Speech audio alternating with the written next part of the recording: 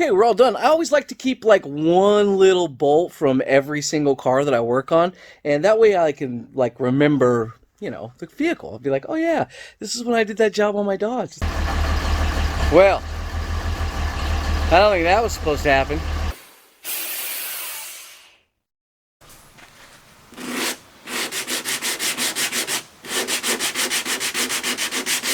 Just a quick note, guys, there's a link in the description for you to go check out Vmac and the Vmac multi-process unit that I'm going to be putting on the back of this truck. It's pretty incredible, so click the link in the description and take a look.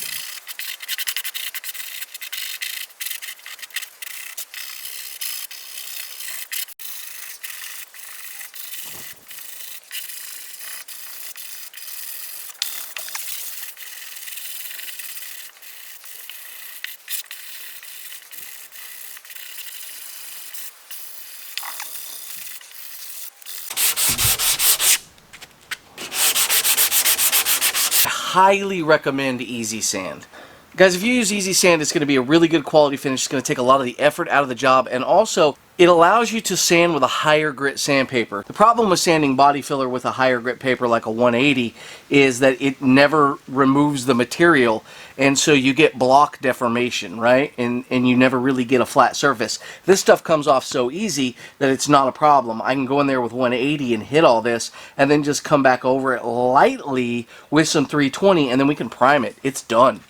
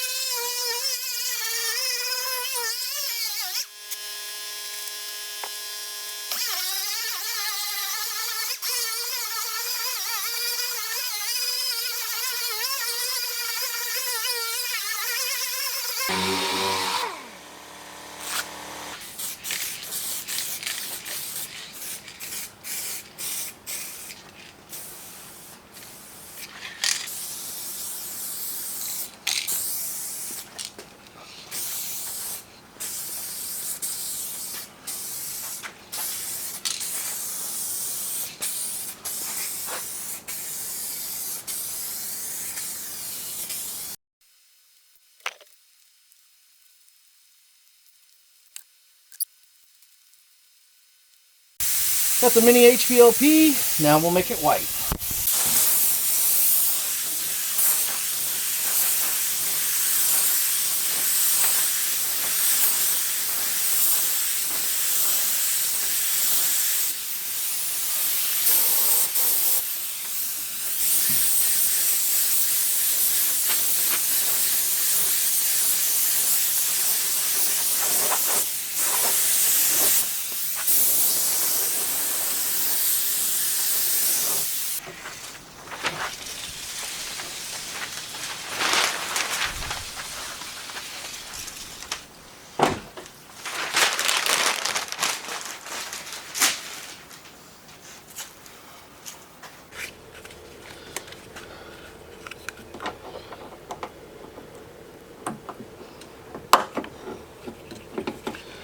Trick to getting these in is you got to push down on the door, and you got to pull that up, and you got to be real careful.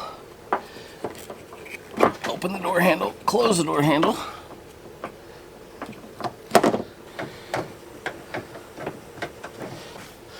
Clean.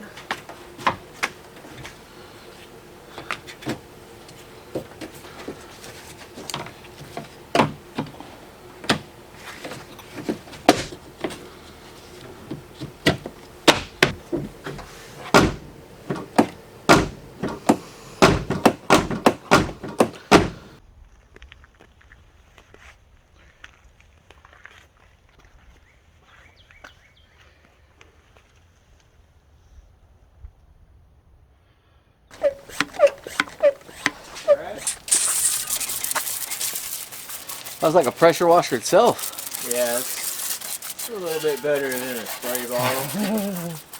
Just a little bit.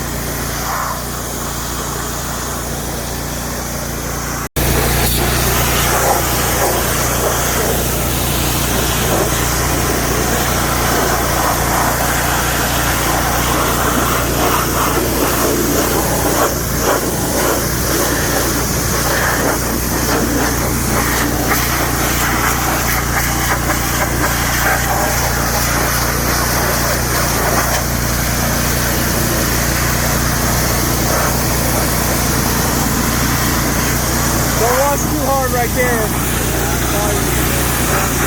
Original plan was to build my own bed with a DD Fab kit. Between not being able to find the right steel and COVID hitting, it just turned into a nightmare. Luckily, I scored this brand new, never been used bed for next to nothing. I was able to modify it to get the job done.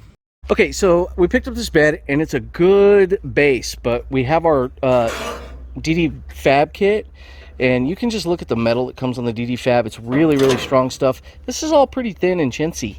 But the worst part of this bed is when you look at what's holding the entire bed on. Imagine pulling a gooseneck on that crappy 1-inch weld right there, and one on the other side, two on that side, two on that side, and two on that side. That's it. You want to talk about dangerous, or we'd rip this bed right off this truck. There's no question. You hit the brakes once, and then the gooseneck, the bed, everything is coming right through that cab. So we have a lot of reinforcement to do, and that's not a big deal because we're good at it.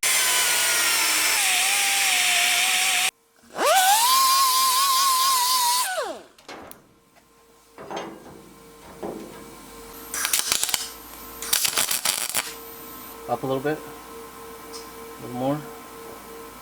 Okay, it's kind of doing itself. Watch your eyes.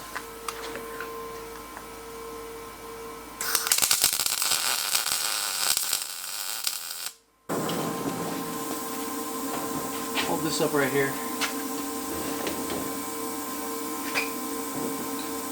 You're going to try to keep it as straight as you can.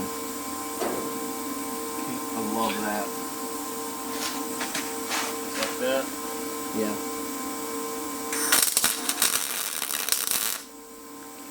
Hold it. You're going to move your hand away from this side just a tiny bit.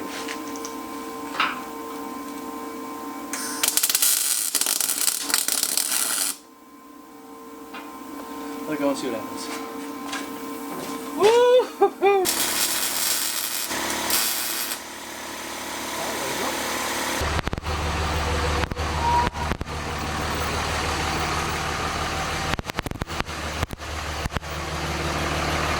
So I got the bed up on stands and I want to show you their welds.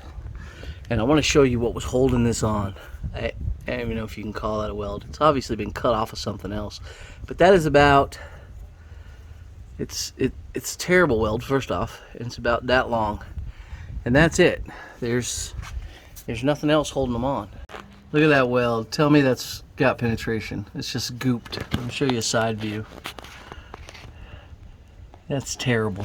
We're gonna fire up the Vmac as our power source. She does all the way up to 3-phase, so 220 is like nothing for it. And we're gonna go ahead and use the Lincoln 210MP. Now, the reason I'm using the Vmac is I don't have a line that I can pull out here. My extension cord's not long enough.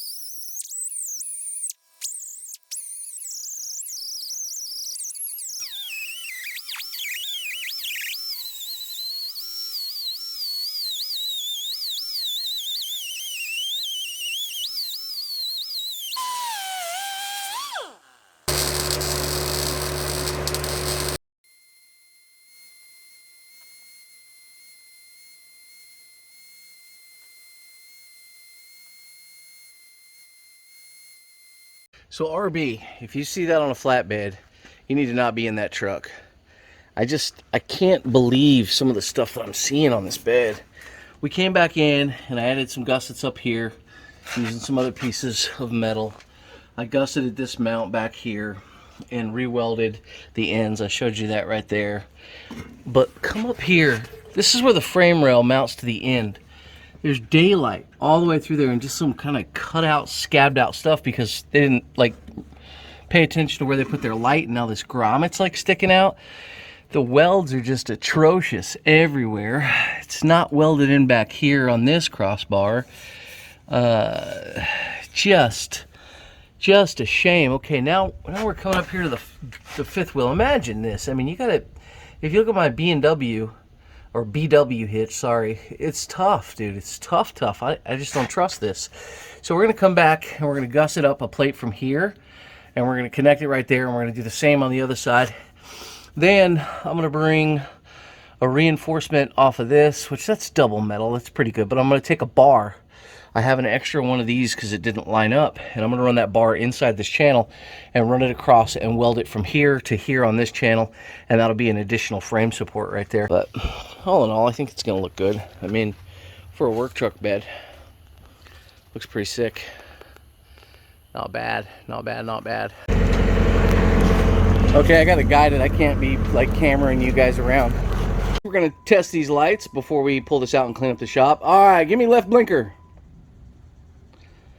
Give me right blinker. All right, give me brakes. Okay, and turn the key on, or turn the lights on. The headlights, yep. Now give me left blinker and brakes at the same time. Beautiful. Okay, these guys aren't working yet because I haven't ground strapped the bed. It's got powder coat everywhere, so we'll ground strap the bed. And I'm going to do a ground strap anyway. We have a spot right here from factory right there that ground straps over. And so we'll use the original ground strapping thing, and then we'll have a good ground to the bed. So that'll be good.